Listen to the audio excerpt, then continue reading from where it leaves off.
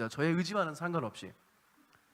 그리고 요나서로 원고를 쫙 써주시더니, 자그마치 원고를 3장을 써주시더니 저보러 외우라고 하시는 겁니다. 그래서 제가 원고를 막 두드려 맞으면서 다 외웠습니다. 다 외웠는데 해보라고 하시는 거예요. 그래서 이렇게 외웠습니다. 그랬더니 첫째, 처음에 손을 이렇게 들어라 이러시더라고요. 그래서 왜요? 그랬더니 이렇게 하면 사람들이 쳐다본다. 그리고 시작은 안녕하세요. 지금도 제가 이렇게 외웁니다. 하나님의 선지자 요나가 니느웨로 가라는 명령을 듣고 근심에 빠졌습니다. 예, 뭐 이렇게 해가지고 하다가 틀리면 또 맞고. 그래가지고 제가 요나를 싫어합니다. 근데 이번 주하고 5월 마지막 주에 요나서를 좀 살펴보겠습니다. 저는 오늘 요나를 깨운 3가지, 요나를 깨운 질문들이라고 하는 제목으로 좀 말씀을 나누겠습니다. 다음번 시간에는 요나가 다시 죽고 싶어진 이유라고 하는 제목으로 2번에 걸쳐서 여러분들과 좀 말씀을 나누고자 합니다. 우리가 잘 아는 대로 이스라엘이 남방 유다와 북방 이스라엘로 분열된 이후에 하나님은 그 나라와 시대에 맞게 필요한 선지자들을 보내주셨죠. 국가의 위기나 또 번영을 예언하고 또 회개와 개혁의 기별을 전달하는 하나님의 종으로 그들이 사용되었습니다. 요나는 북방 이스라엘의 우리가 잘 아는 대로 선지자였습니다. 그 당시에 주변 국가들의 우상 숭배가 매우 아주 정말 만연하게 되었고요. 최고 강대국이었던 아수르 왕국의 수도 니느웨는 그 악행의 중심지였습니다. 요나는 하필 그 악행의 중심지인 니느웨로 가서 하나님의 기별을, 회개의 기별을 전하라고 하는 특별한 사명을 띠게 됩니다. 사실 이 요나의 부르심은 첫 번째 이방인을 향한 선교였습니다. 여러분, 은혜로 구원받은 그리스도인들의 특징이 무엇일까요? 우리가 모두 구원의 확신을 경험하며 은혜 가운데 살아가고 있는데 그러시죠? 제가 잘못 얘기한 것 같은 느낌을 받아가지고 우리가 구원의 확신 가운데서 하나님의 은혜로 구원을 받고 그 확신 가운데서 기쁘게 살아가고 있죠? 감사합니다. 그런데 그런 사람들의 가장 큰 특징이 뭘까요? 무엇일까요? 예? 그 특징은 바로 그 사랑을, 그 구원의 감격을 다른 이들에게 전하고 싶다는 것입니다. 그렇습니까? 그것이 구원받은 사람의 첫 번째 또 가장 중요한 특징입니다. 하나님은 요나에게 그 구원의 기별을 전하라고 하는 사명을 주셨습니다. 근데 이 니느웨는 좀 특별한 도시입니다. 히브리인들이 볼 때는 구원받아 마땅한 도시일까요? 아닐까요? 아닙니다. 천벌을 받아 마땅한 도시인 그 도시 중에 최고 악한 도시인 니느웨에 가서 하필 이 위대한 선지자에게, 이 거룩한 선지자가 그 악행을 행하는 도시에 가서 그 기별을 전하라는 말씀을 하니까 요나가 고민에 빠진 것입니다. 영감의 글에 보니까 이렇게 기록했습니다. 선지자와 왕에 있는 말씀인데요, 니느웨는 오랫동안 악의 소굴이었으나 시민 전체가 악에 빠진 것은 아니었다. 모든 인생을 보시고 각종 보물을 눈으로 발견하시는 하나님께서는 그 성읍 가운데 상당수의 사람들이 선하고 고상한 것을 잡으려고 손을 뻗고 있으며 만일 살아계신 하나님을 배울 기회가 그들에게 주어진다면 그 악한 행위를 버리고 하나님을 예배할 사람들이 많이 있음을 아셨다. 그리하여 전지하신 하나님께서는 결코 실패함이 없는 방법으로 그들에게 당신을 나타내시어 할 수 있으면 그들을 회개하도록 인도하시고자 하셨다. 아멘.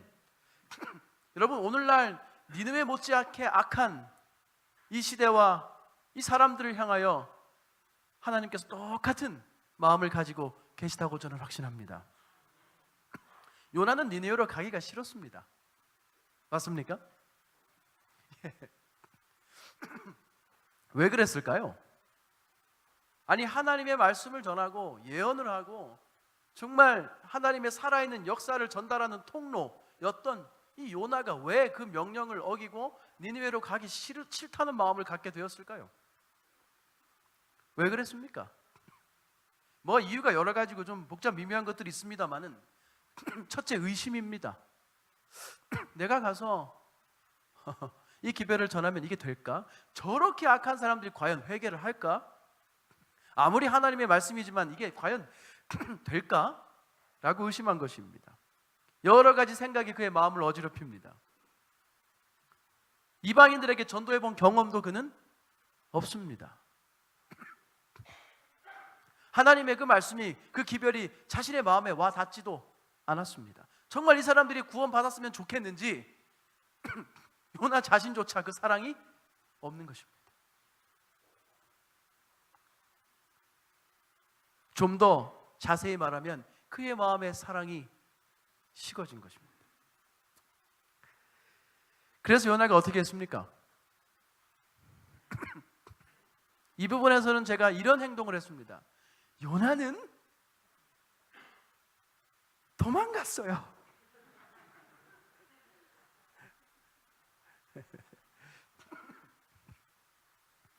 요나는 도망갔습니다.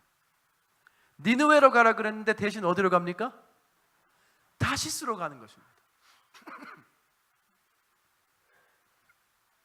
하나님이 가라고 하는 그 방향과 정반대 방향으로 도망가는 하나님의 종, 하나님의 선지자 요나의 모습이 나오는 것입니다.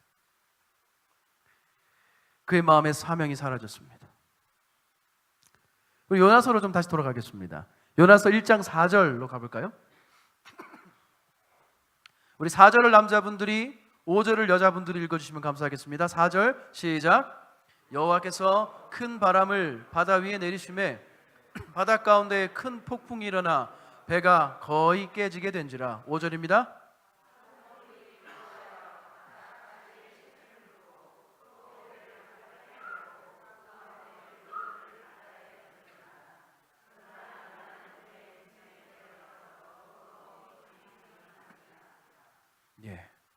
요나가 어디로 내려갔습니까? 배 밑으로 내려가서 어떻게 잠이 들었어요? 깊이 잠이 들었습니다. 꿀잠을, 아주 깊은 잠에 빠져서 뭐예요? 나는 이제 모르겠다. 뭐 전도를 하든 뭘 하든 니느웨에 뭐 사람들을 구원하든 말든 알아서 하십시오 하나님. 저는 모르겠습니다 이제. 하고 배 밑으로 들어가서 옷을 탁 풀어헤치고 다리를 뻗고 아이고 하고 누웠어. 한숨 잠이나 자야 되겠다. 근데 저는 조금 이 말씀을 의심하면 안 되는데 살짝 의심이 듭니다. 요나가 깊이 잤을까요? 죄송합니다. 목사가 말씀을 의심해서. 근데 요나가 깊이 편안하게 잘 잤을까 의문이 드는 거예요. 마음이 편했을까요? 죄책감이 들고 막 번민이 그를 괴롭혔을 거라고 저는 생각이 듭니다. 잘못된 길에 들어선 요나의 마음이 두렵고 현실을 부정하려고 했을 겁니다. 그리고 애써 잠을 청하려고 했겠지요. 굳이 배 밑으로 들어가려고 했겠지요. 혹시 오늘 그런 마음으로 이 구원의 방주 배의 한 구석에 자리하신 분이 혹시 계십니까?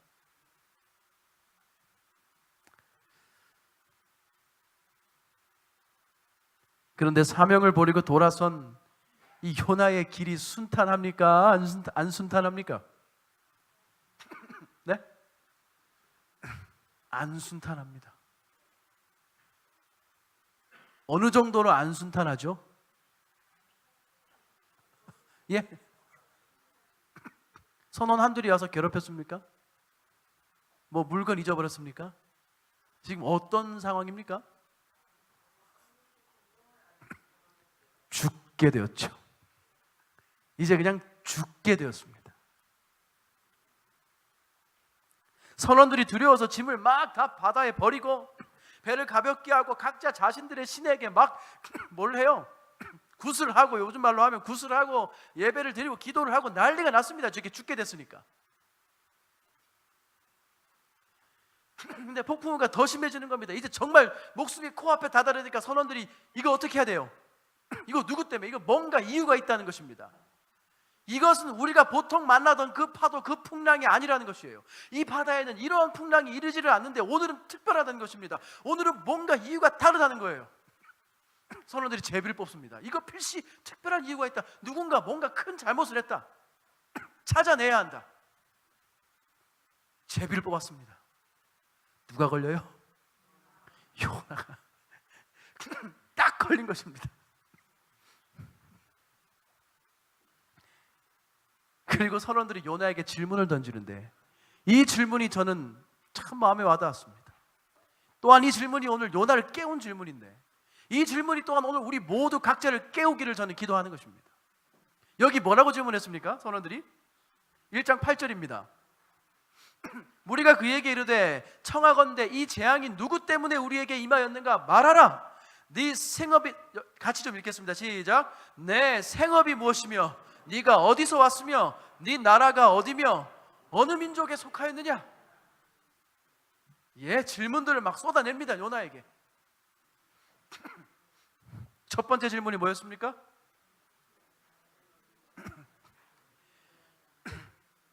내 생업이 무엇이냐? 참으로 의미심장한 말입니다.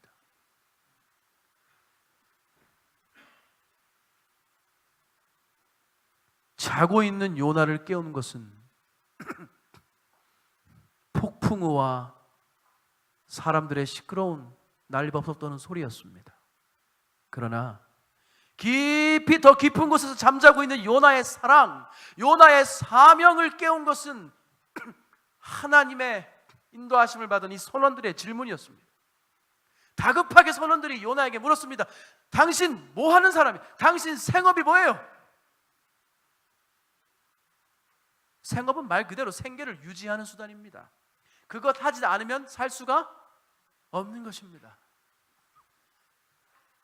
저는 요즘 도전이 있습니다. 제가 목회자인데 저에게 생업이 뭐냐고 물으면 제가 뭐라고 대답해야 될까요? 어려운 질문입니다. 매우 단순하지만 또 매우 어렵습니다. 여러분, 제가 뭐라고 하면 잘한 대답일까요? 목사님 생업이 뭐예요? 했을 때 제가 뭐라고 대답하면 참 감동적이다라고 할 수 있을까요? 예? 하나님의 뭐요? 예.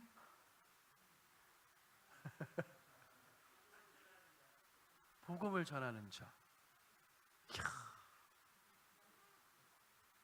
제가 고민을 합니다. 뭐라고, 내 생업이 뭘까? 진지하게 돌아보는 것이죠.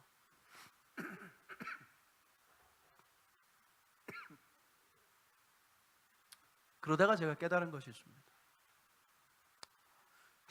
비가 오나 눈이 오나 기쁘나 즐거우나 외로우나 슬프나 무엇이 풍족하나 안 풍족하나 하나님의 말씀 하나 붙들고 사는 사람이다. 저는 그렇게 생각했습니다. 그거 하나 붙들고 내 사랑이 아니라 주의 사랑으로 성도들을 사랑하는 게 나의 생업이구나. 그거 안 하면 나는 죽은 거구나. 그거 안 하면 나는 죽은 거구나. 말씀 붙들고 살지 않고 성도들 사랑하지 않으면 나는 죽은 거구나. 생업입니다. 생업. 요나는 폭풍우 가운데 만난 이 질문 앞에서 자신의 생명의 근원이 어디에 있는지를 돌아보게 된 것입니다. 그의 생업은 여기 요나가 뭐라고 대답했습니까? 9절에 함께 읽겠습니다. 시작. 그가 대답하되 나는 히브리 사람이요 바다와 육지를 지으신 하늘의 하나님 여호와를 경외하는 자로다. 아멘. 요나가 이제 참 대답을 하는 것이에요. 뭐예요? 자신이 나는 히브리 사람, 하나님의 구원의 약속을 받은 말씀의 사람 히브리인이요. 또 누구를 예배하는 사람이라고요? 이방신이 아닌 이 땅, 하늘과 땅과 모든 피조물들을 창조하시고 오늘 나를 만드신 창조주 하나님을 예배하는 것이 나의 생업이라고 고백한 것입니다. 우리의 생계를 유지해주는 사업이 무엇입니까? 그것은 그 사람이 뭐를 제일 얘기를 많이 하는가 평소에 보면 압니다. 여기 우리 젊은 부모님들이 오늘 밑에 계신데 아기를 낳으면 뭔 얘기만 하죠 맨날? 자나 깨나 그냥 이거 볼래? 뭐예요? 애기 사진이에요. 핸드폰에도 있고 컴퓨터에도 있고 차에도 걸려 있고.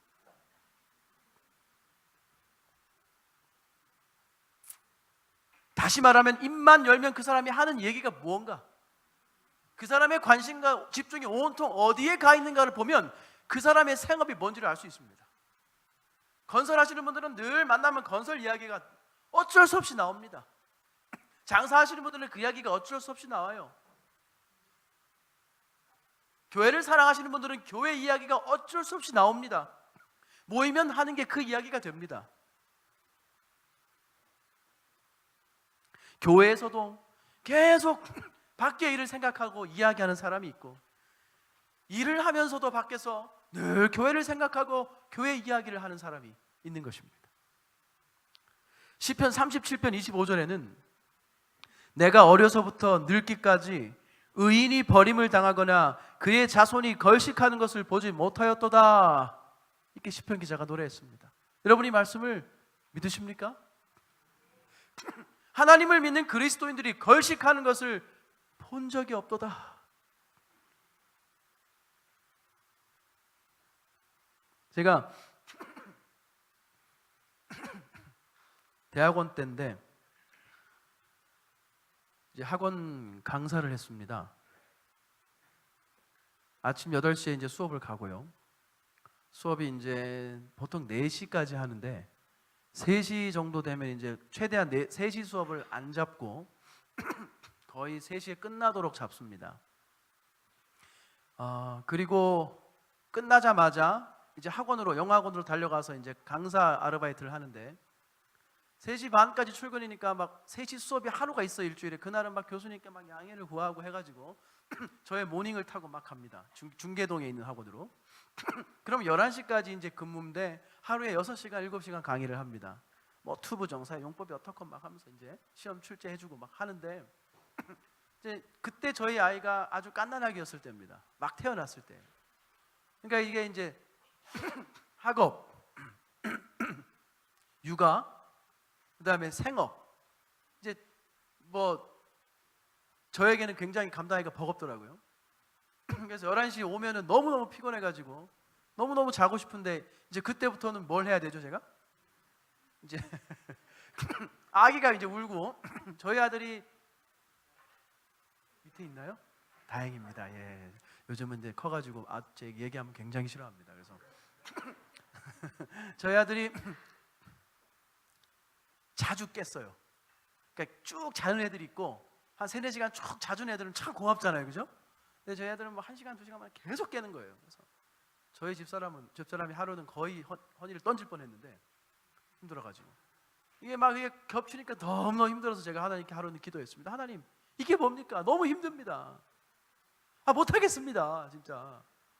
학비 생활비 벌고 공부하고 일하고 애 키우고 못하겠습니다. 근데 하나님이 뭐라 그러시냐면 제 마음속에 네가 결정한 거잖아. 왜 나한테 그래? 내가 언제 하라 그랬냐? 네가 했지. 그리고 그날 주신 말씀이 새벽 묵상하다가 너희는 갓난아기처럼 순전한 젖을 사모하라는 그 말씀을 제가 딱 아침에 읽고 눈물 흘리면서 내가 우리 그때 아이 정말 1시간, 2시간 간격으로 배고프면 무조건 우는 그 아들처럼 내가 그렇게 말씀을 강구하고 있는가? 내가 그렇게 하나님 말씀을 먹기 위해서 하나님께 부르짖고 있는가? 그것을 제가 돌아보고 참 많은 생각을 했던 기억이 있습니다. 우리 모든 사람에게 또 태초에 생명의 기운을 불어넣으신 분이 누구시죠? 하나님이십니다. 하나님께서 또 예수님께서 우리의 생명의 떡이 되시는 것입니다. 그러므로 우리의 생업은 예수 그리스도를 따르는 일입니다. 우리의 생업은 성도로서 거룩한 부르심에 순종하여 사명 따라 사는 것이 우리의 생업인 줄로 믿습니다. 두 번째 질문은 뭐라고 그랬습니까? 여기 8절에 보니까 내 생업이 무엇이냐 묻고 그 다음에 뭐라고 물었어요? 어디서 왔느냐? 해외에 나가면 꼭 하는 말이 있습니다. 뭐죠? 영어들 잘하시네요 다들. 해외 나가면은 Where are you from? 이렇게 발음이 좀 괜찮았습니까? 예. 이제 잘 못합니다. Where are you from? 이렇게 얘기를 합니다. 어디서 왔냐고요? 꼭 물어요. 그걸 이상하게. 예. 고향이 어디세요? 꼭 물어봅니다. 대총회 갔는데 흑인이 저에게 물어요. Where are you from? 시작하는데 백인이 저에게 물어요. Where are you from? 또 가는데 동양인도 저한테 Where are you from? 딱 봐도 같은 아시아인데 제가 나중에 하다 그래서 뭐라고 대답했냐면 자, 아멘할 타이밍입니다. 제가 아멘할 타이밍을 드립니다. 아주 쉬운 영어이기 때문에 여러분이 다 이해할 수 있습니다. I am from Jesus.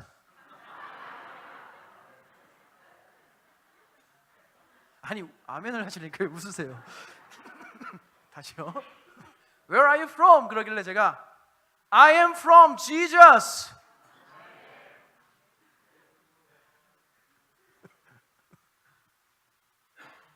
히브리서 11장에 보면 예수 믿는 사람들에 대해서, 믿음의 선조들에 대해서 쭉 언급합니다. 그리고 믿음을 설명하죠. 11장 앞에 부분에 보면 믿음의 노덕들을 쭉 얘기하면서 그들이 어떻게 했고 어떻게 믿음을 따라 살았는지를 쭉 이야기한 다음에 13절에 보면 이렇게 됩니다. 히브리서로 한번 잠시 가보실까요? 히브리서 11장 13절. 제가 설교할 때마다 여러분을 매우 귀찮게 해서 죄송합니다. 자꾸 성경을 찾으라 그러고 일로 가라 그러고 절로 가라 그러고, 그죠? 절로는 가면 안 돼. 교회를 가야죠. 히브리서 11장 13절로 가겠습니다. 너무너무 제가 좋아하고 사랑하고 애독하는 말씀이에요. 조금만 더 하면 저희 집 가훈이 될 판입니다 지금. 자, 13절부터 16절까지 읽겠습니다. 시작. 이 사람들은 다 믿음을 따라 죽었으며 약속을 받지 못하였으되 그것들을 멀리서 보고 환영하며 또 땅에서는 외국인과 나그네임을 증언하였으니 그들이 이같이 말하는 것은 자기들이 본향 찾는 자임을 나타냄이라. 그들이 나온 바 본향을 생각하였더라면 돌아갈 기회가 있었으려니와 그들이 이제는 더 나은 본향을 사모하니 곧 하늘에 있는 것이라. 이러므로 하나님이 그들의 하나님이라 일컬음을 받으심을 부끄러워하지 아니하시고 그들을 위하여 한 성을 예비하셨느니라. 아멘. 자, 옆에 분들과 인사하겠습니다. 고향 사람 만나서 반갑습니다. 예, 우리 옆에 분들하고 인사하겠습니다. 고향 사람 만나서 반갑습니다.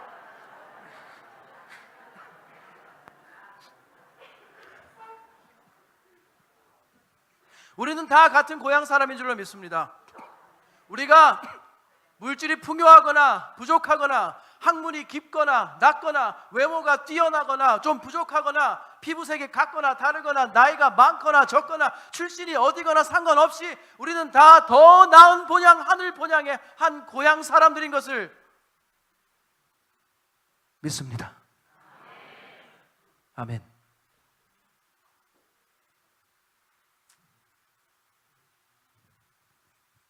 나는 그리스도인이라 하늘의 하나님을 예배하는 사람이라.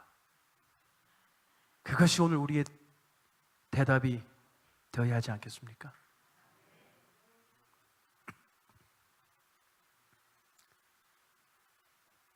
어느 민족, 어느 나라에 속하였느냐? 라고 물을 때에 우리의 시민권이 하늘에 있음을 고백할 수 있게 되기를 간절히 바랍니다. 이제 이 이야기의 마지막 장면으로 좀 갑니다. 그 질문에 대한 요나의 대답, 요나의 반응이 어땠는지 좀 살펴보겠습니다. 11절입니다.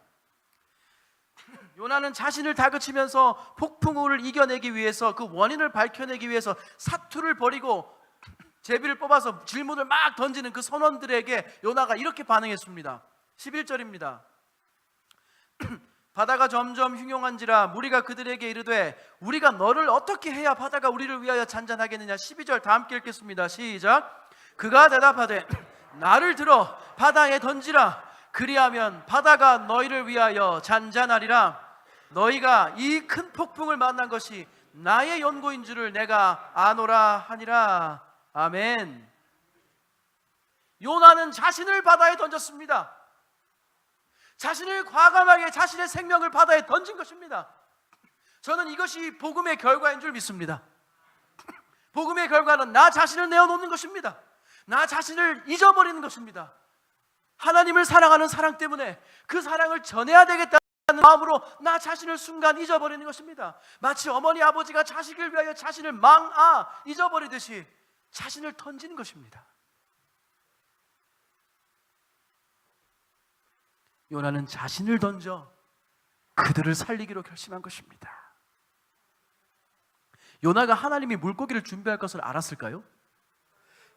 자, 내가 이 타이밍에서 멋있게 나를 바다에 던져서 나를 짠 희생을 하면 하나님이 또 쿵짝을 맞춰서 나를 바로 딱 구출해 주실 거니까 그냥 뛰어들어야지, 이렇게 생각했을까요? 아닙니다. 요나는 정말 죽으려고 한 것입니다. 아멘. 정말 죽으려고 한 것입니다. 죽는 척을 한 것이 아니고요, 자신을 정말 그 바다에 던져서 죽은 것입니다. 아멘. 십자가에 못 박힌 성도들은 내가 죽고 그리스도로 다시 사는 삶을 사는 사람들인 줄로 믿는 것입니다. 바로 요나가 그것을 경험한 것입니다.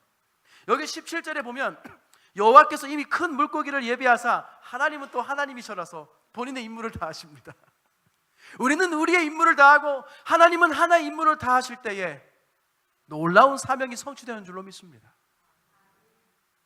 여기 17절에 여호와께서 이미 큰 물고기를 예비하사 요나를 삼키게 하셨으므로, 저는 그 다음 절을 좋아합니다. 여기 뭐라 그랬습니까? 시작. 요나가 3일 3야를 물고기 배에 있으니라. 여러분, 물고기 뱃속에 들어가면 뭐밖에 없습니까? 네? 깜깜하죠. 예. 물과 피. 뱃속에 뭐밖에 없어요? 물과 피입니다. 고래 뱃속에. 물과 피 가운데서 3일 3야를 지낸 요나가 물과 성령으로 침례를 받은 것이 아닐까요? 아무 학적인 근거는 없습니다. 믿음으로 바라보는 것일 뿐입니다. 여러분, 우리가 요나와 같은 사명을 받게 될 때에 3일 3야를 물고기 뱃속에 갇히게 되는 경험을 할지도 모르겠습니다. 깜깜한 어둠 속에서 들리는 것은 심장 박동 이런 소리밖에 안 들려요. 느껴지는 것은 피와 끈적한 피와 물입니다. 그러나 그 속에서 우리는 예수님의 물과 피를, 예수님의 십자가를 경험하게 되는 것입니다. 그리고 우리의 사명이 새롭게 정립되는 것입니다. 그리고 우리의 사명이 새롭게 깨어나는 것입니다. 올바른 방향으로 나아가게 되는 것입니다. 우리의 잘못된 열정이, 때때로 우리의 실수가, 우리의 일그러진 사랑이, 식어져 가는 우리 마음이 다시 회복되고 정립되어서 하나님 보시기에 합당한 사명, 합당한 사랑, 올바른 방향이 되어가는 것입니다.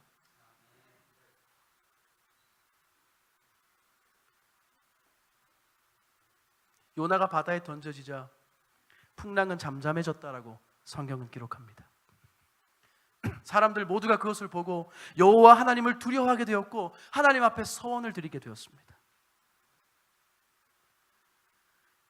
여기 요나서 2장 2절부터 9절에 참으로 아름다운 요나의 기도가 나옵니다. 저는 이 시간 이 기도가 참 우리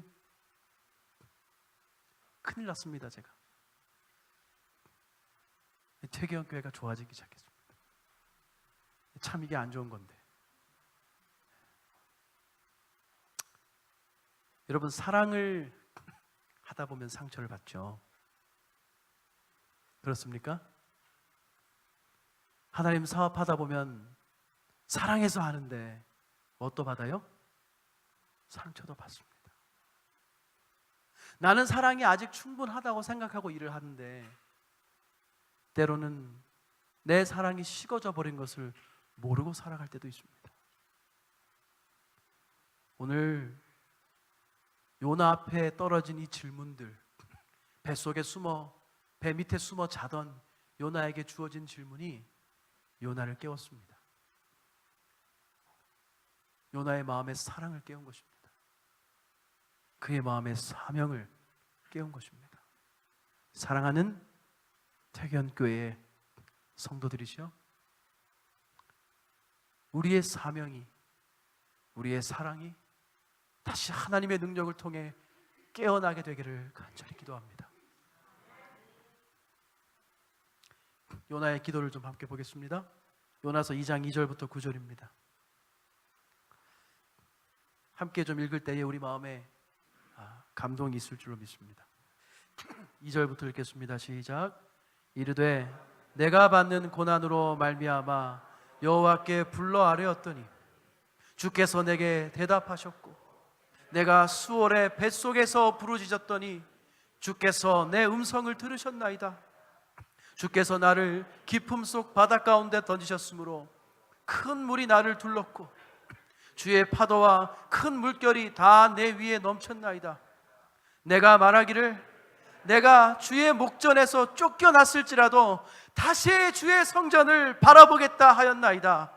물이 나를 영혼까지 둘러싸우며 깊음이 나를 에워쌌고 바다풀이 내 머리를 감쌌나이다.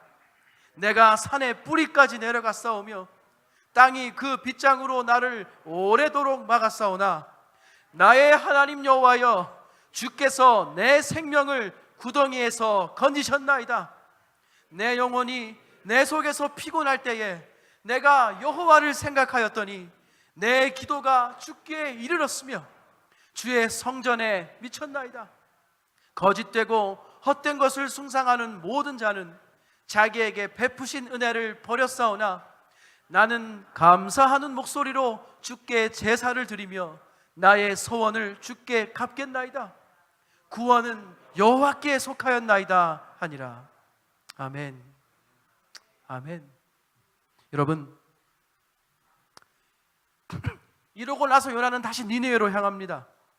그리고 그러한 요나의 기별을 듣고 니느웨의 은혜의 시기가 연장되는 구원의 기적이 일어나는 것입니다.